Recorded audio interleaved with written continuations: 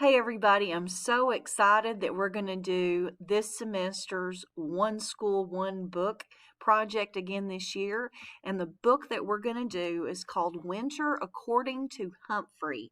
And Humphrey is part of a series by Betty Burney. And Humphrey is a hamster that gets into a lot of mischief.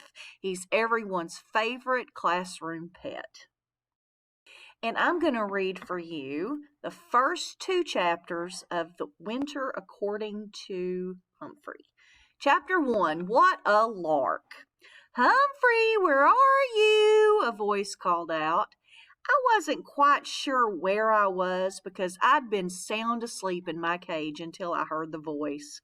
My cage is a wonderful world all to itself. I have everything a hamster needs. A wheel to spin on, a sleeping hut, a climbing ladder, food, water, a mirror, tree branches, and a corner just for my poo. And that, of course, isn't near my food or water or sleeping hut.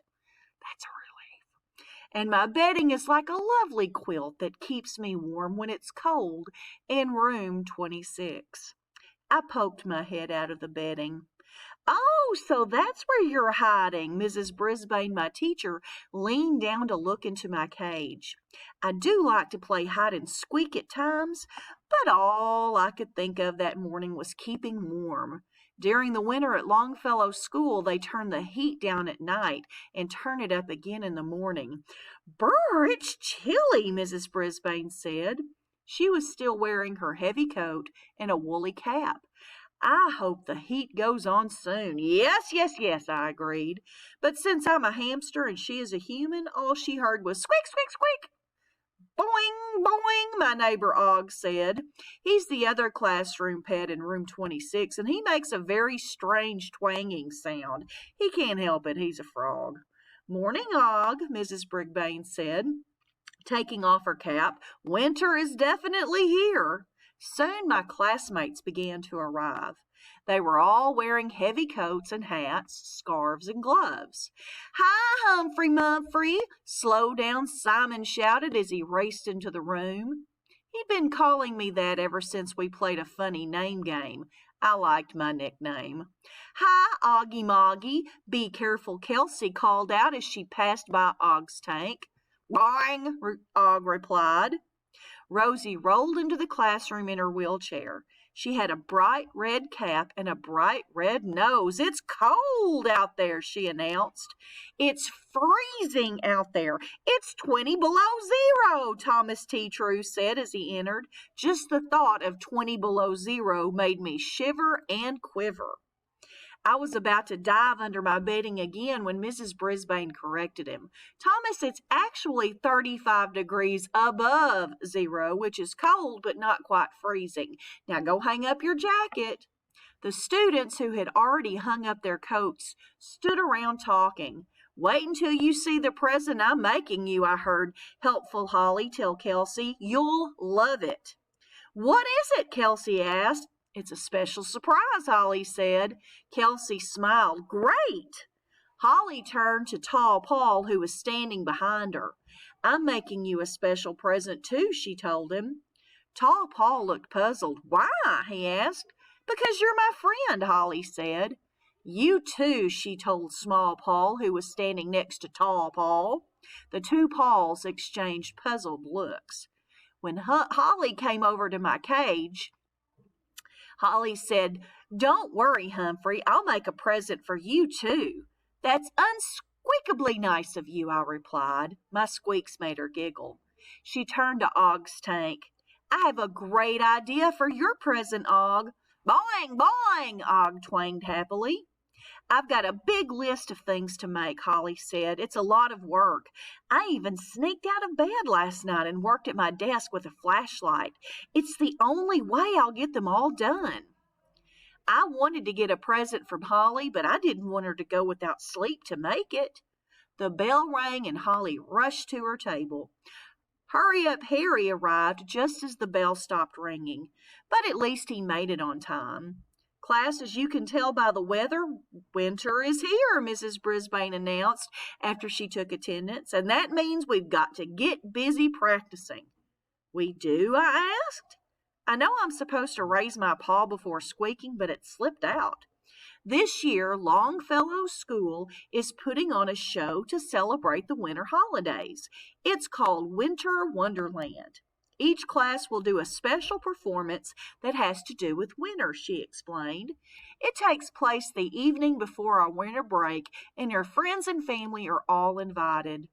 Some of my friends went, ooh. Some of my friends went, ah. Thomas T. True said, all right. I said, squeak, because when you celebrate something, it's usually fun. Ms. Lark will be in later this morning to tell you about your part in the program, Mrs. Brisbane said. I'd heard of Mrs. Lark, the music teacher. Sometimes the rest of the class goes to her room, but Og and I stay behind. My friends always come back humming. Mrs. Brisbane changed the subject and passed out sheets of math problems. I, on the other paw, kept thinking about the winter program. I know winter can be cold, cold, cold, but it can be pretty when it snows. But what on earth was a wonderland? I wondered what it would be like all through math class. While Mrs. Brisbane was cleaning the board, the door opened and in came a woman who almost looked like a student. She was slim, with curly brown hair, and she was shorter than my tallest classmate, Paul Green. I call him Tall Paul. She had a big smile on her face, and she carried a stack of papers. Hello, Mrs. Lark, Mrs. Brisbane greeted her. We finished math class, and we're ready to hear about the show. I scrambled up my tree branch and shouted, yes, tell us now. Suddenly, Ms. Lark froze. What was that noise? She asked. Oh, that's our classroom hamster, Humphrey, Mrs. Brisbane said. I think he wants to say hello to you. Would you like to come meet him? Some of my friends laughed, but Ms. Lark didn't. She stared in the direction of my cage, and I think she shivered. Mrs. Brisbane walked toward my cage, but Ms. Lark didn't follow. In fact, she took a step back. Just then, Og said, boing! Ms. Lark backed up again. What was that? That's Og the Frog, Helpful Holly said. The music teacher's eyes grew wide and her voice sounded strange as she said, you have a lot of animals in this class.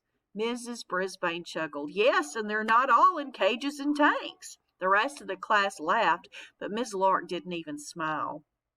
She kept staring in the direction of my cage until Mrs. Brisbane said, we're all excited to hear about the winter program. Why don't you tell us about it? At last, Ms. Lark smiled and moved to the front of the classroom.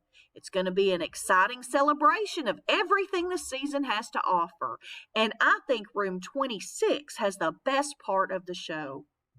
It's hard for a small, excitable creature like me not to squeak up when I hear something wonderful, but I managed to stay silent. Og splashed around in his tank. I guess it was hard for him to stay silent, too. Your class is performing 2 songs. There'll be swirling snowflakes and prancing horses and jingle bells. Miss Lark's eyes sparkled. Oh, I love horses and bells, I heard Sophie say. Then she turned to Kelsey, who was next to her, and started to tell her a story.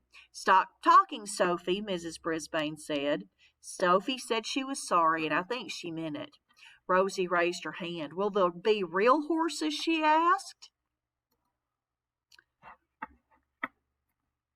No, Miss Lark said, but there will be prancing and dancing and singing and ringing. All my classmates were excited at her answer.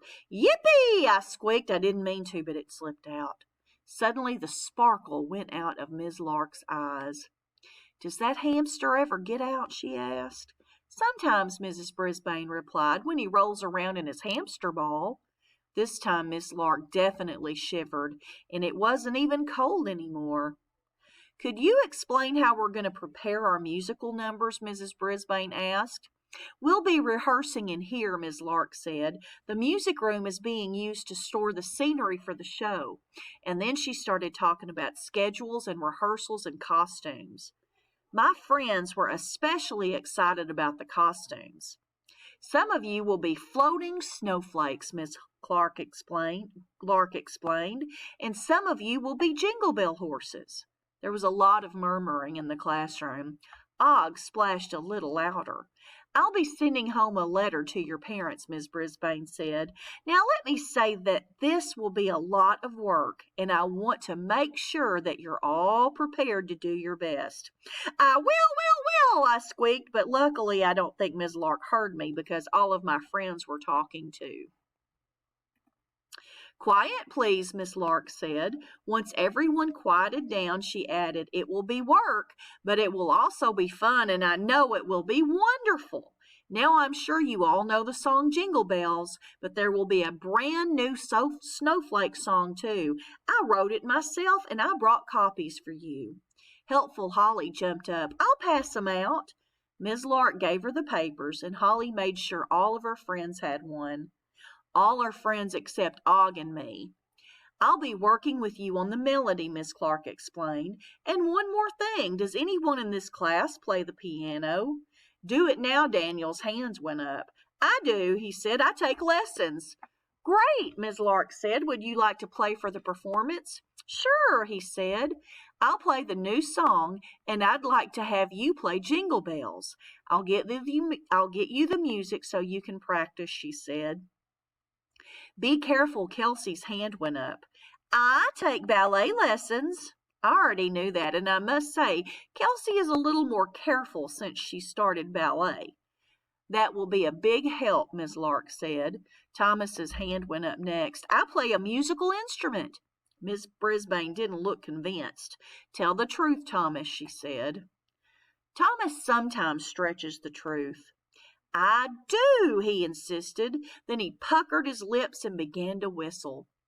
There were several things humans can do that I wish hamsters could do. Whistling was one of them. Miss Lark and Mrs. Brisbane both laughed. That's not a musical instrument, Mrs. Brisbane said. Sure it is, said Thomas. My mouth. I think we need that mouth for singing, Miss Lark said. Soon the bell rang for recess, and my friends ran to get their coats. Stay buttoned up, Mrs. Brisbane told them. It's cold out there. Mrs. Brisbane walked toward the door with Miss Lark. It will be hard work, but I know the children will love the program, Mrs. Brisbane said. I can see it now, Miss Lark had her sparkle back. A real winter wonderland. After she left, Mrs. Brisbane came over to see Og and me. You know, I don't think Miss Lark likes animals very much, she said. I feel sorry for her. Poor Miss Lark. I feel sorry for her, too. She doesn't know what she is missing. Humphrey's Winter Wanderings. I wonder how an intelligent human could not like a handsome hamster with long whiskers and beautiful golden fur. It's a good wandering from Humphrey. And we're going to stop right there, and then our next chapter is going to be Chapter 2, Singing Snowflakes. I hope you enjoyed Chapter 1, and I will see you later with Chapter 2.